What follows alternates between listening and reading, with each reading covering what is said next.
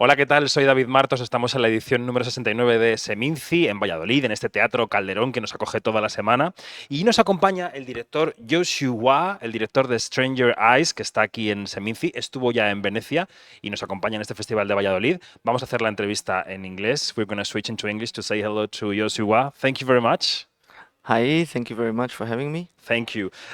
First of all, how do you feel presenting your film in these festivals in autumn? I mean, first Venice, then here in Valladolid. How do you see the life of your film? No, it's very exciting because not just that the life of this film, but my previous film was also here, Let Imagine. This was 5 or 6 years ago, before the pandemic, and so coming back here feels like it's nice. It's like coming back, like there's an audience here who might have seen my work before, and so it's very nice to come back and present the film here again, and I'm very excited to meet the public. Yeah. It's like building up a relationship with a festival, right? No, Like, absolutely, yes. yeah, yeah. So, Stranger Eyes takes us to Singapore, to a society in which cameras and surveillance are really present in the characters' lives. I mean, they are present in everyone's life. It's everywhere. It's here now, recording us, but it's everywhere in every shop, in every house. I mean, what was the central idea that led you to writing and directing this film? As you put it, in my environment, this is how we live now, right? We are being watched, more than ever before. Whether is it the state, but also big corporates and each other, right? Through social media. So this idea of being watched is really the central idea, and it came from a very lived experience. At the same time, in Singapore, it's very tiny, and so we live in very dense apartment blocks, Hmm. and so you open your window and you see your neighbor. Your neighbor look at you, right?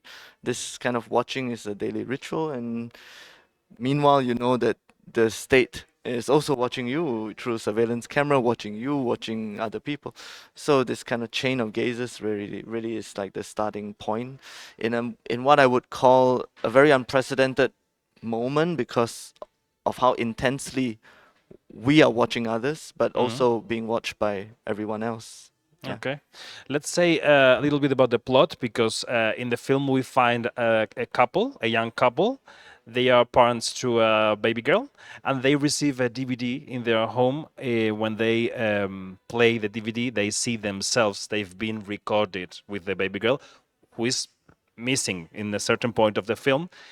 And then we have this neighbor in the opposite building who is watching them, and there's like clear reference Rear Window by Alfred Hitchcock. Was that the reference to you, or you've been told that when critics and other people saw the film? I think with Rear Windows, that was for me right from the start. It's like it's not a reference to the story, but Hmm. for me, it's a reference to what I was experiencing in my life. I was literally looking out my windows and just looking at all the other neighbors from these little windows, like little cinema screens. And so this idea came into the movie in a very direct way. It's almost like a rear window shot in the movie. And then when I was pitching this movie, many other people tell me, "Hey, it reminds me of this film, and Hmm. have you seen Haneke too. I mean, Haneke, yeah. Cache, you know?" At that point, actually, I haven't seen it. Okay. I said yes, yes, I have, but Of course.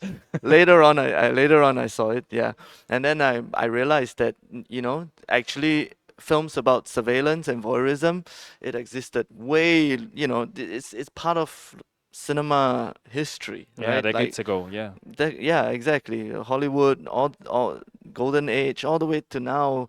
Very cinema is very fixated with the voyeur, with the, you know, why? Because maybe secretly we all have a little bit of A voyeur voyeur inside. inside us, right? Yeah, and so yeah, for me it's just an idea that this movie is a continuation of that conversation, you know, that cinema has already been having, you know, and maybe it's just my contribution in what I call this current moment, a very unprecedented moment where we are so much being watched by everyone else, you And know, by ourselves. and by ourselves, right? And we know, and that's the thing, we know that we are being watched by everyone else. You know, it's not like in a surveillance movie where you don't know anymore, like you're being seen. But we now live in a state that we coexist with surveillance. Yeah. Yeah. Let's put together some of the ideas that are floating around in this interview. This surveillance idea, everyone is being watched all the time. The populated area in which you base the film, many people living in a really small place. What would you say this surveillance state does to society? How does society change when it is constantly taped and recorded and evaluated, I would say?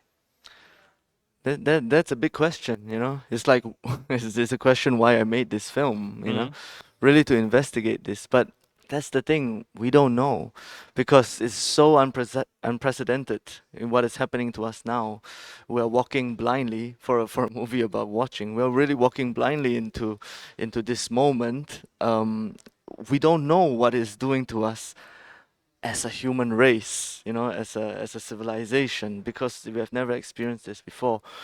And what I would say is that, you know, I feel actually where the inspiration comes from is actually from quantum physics. Oh, Yeah, that there is, you know, a photon that actually it moves in a wave of potential. I don't know if you've heard of this Michelson-Morley experiment. This photon moves in a wave of statistical potential. You don't know where it's going well, it really is. Yeah. until you start looking at it. And in quantum physics, there's this idea of the observer, and the observer effect. When you look at the photon, it starts to move in a straight line. Well, when you're not looking at it, it is in a statistic of waves. And I sincerely believe that that is what, you know, how it reflects with humans. Hmm. You know, we have so much human potential, waves of human potential, but if we know that we are being watched, we start moving in a straight line. That's really interesting. And you know, that's also you know, interesting and scary, right? Yeah. Yeah. Let's talk about your career as a filmmaker. This is your third feature film, I think. Um, and you've had this presence in the festivals circuit. Um, would you say this film has been easier to finance, to build up because of the relative success of your two previous films, or is it always difficult to do a film? I would be lying to say that this is as difficult as the one before. I feel like although maybe here's a story, Stranger Eyes, this film is actually first initiated even before my previous film. Oh, So I started having this film and I started developing and pitching for it 10 years ago. And it was a long time. And at that time, we didn't manage to get the financing to realize the film. And maybe it is the topic, the sensitivity of the topic, who knows, you know. But basically, we didn't manage to get the financing, and we had to shelve the project. And it is only until I made Alain Imagine, my previous film, and had relatively, you know, a success for that film. And I think, yeah, after that, you know, it became possible. It became more possible to take this film from the shelf and to revive it again, and that was what happened. And but it still wasn't easy. And at that time there was a pandemic. People were very unsure, you know, of the movie landscape, of like whether a cinema audience coming back to the theaters, right? Eventually, luckily, we made it happen. Yeah, okay. And yeah, what yeah, now? yeah. What for your fourth project? Do you have ideas? Many things floating around, but nothing that I have said. Okay, this is what I'm gonna do next. So, I think I'm gonna save that for when I have a more certainty. Yeah. Uh-huh. But we're also constantly developing other things. Not just the films, but also some series and some Mm. stuff. So yeah, When did things you in the decide works. that you wanted to become a director? Were you a child? Were you a young man? You're young now. I mean, you're still very young, but when did you decide that? Um, it's an interesting question. I mean, I went to film school, Mm. and this is not for the undergrad level. So this is very young, when I was 17. I was in film school, and actually, even at that time, I wasn't sure if I was going to be a filmmaker. But I don't believe in this eureka moment. I think it's always Revelation, yeah. I think it's always a lie when people say that, like, I was born to be a filmmaker, or something happened and I just am one. I'm just a filmmaker.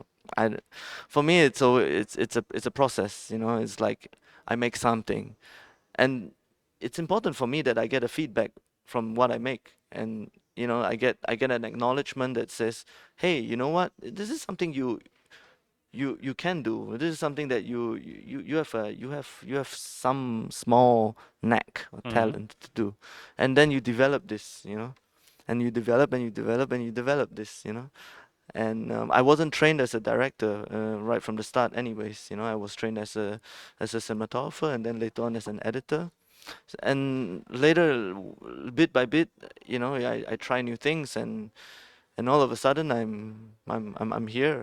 It's like, yeah, just before making this movie, someone was still asking me, when are you gonna get a real job, To earn some yeah, money. yeah, are you done with your hobby yet, Yeah. when are you gonna get a real job? It's really curious because you were trained to be DOP and an editor, but how do you feel as an actor's director? What kind of an actor's director would you say you are? Because some directors, they are always like giving notes to actors during the shooting. Others, they let them do, like they know what to do. Some of them, they rehearse a lot. Others, they don't. What kind of an actor's director are you? The honest fact is I don't know how I am in relation to other directors, because I don't go to To the their sets? set to how you doing this, but I think I've been told by my actors that I do give them a lot of free space. Okay. It is very important for me not to fix them in a certain frame, or to say, oh, you cannot walk from here to here because you're gonna leave the frame. I give my actors a lot of free space to improvise and to play. Actually, Wu Jianhe, the actor in this film, playing the younger guy, he told me one day after shooting that, like, oh, you're a very strange director. You're a very strange director. Maybe he was also a bit drunk. He was telling me that, like, you refuse to tell me what you want, because if you tell me what you want, I am very good. I can do it. You tell me, walk there and be sad or whatever. No, like, I can do it, but you refuse to tell me what you want. And I realized it's true. It's true. I don't tell my actors exactly what I want them to do. I want them to to to do it, and to feel that something that they have done on their own, and I just guide them. I help them find the rhythm to what they can bring to the movie, Hmm. instead of me saying, no, no, no, you have to take 5 steps to get there. Yeah, I don't believe in that.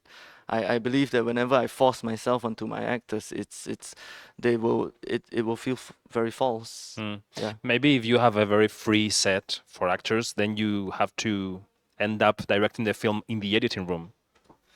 Yeah. I think as an editor myself previously, I do edit, I do shoot very much in mind with the editing, but yeah, but I give them a lot of free space, and then later on I try to understand the film from a much more macro point of view Mm. of how to create that pacing for them in the editing room. Mm. Yeah. It's been a very interesting conversation with the director of Stranger Eyes. I want to pronounce your name correctly. Yeo Siew Hua, Yeah, exactly. more or less. Thank you so much for being with us today. Congratulations on your film. Thank you. And thank good you, luck thank with the you. rest of the way, Thank you so much. which is going to be very long. Thank you. Thank you. Gracias a todos y a todas por vernos. Estamos en el set de Quinótico en el Festival de Valladolid, en Seminci, edición 69. Seguimos en Quinótico, primera con K y segunda con C. Hasta ahora.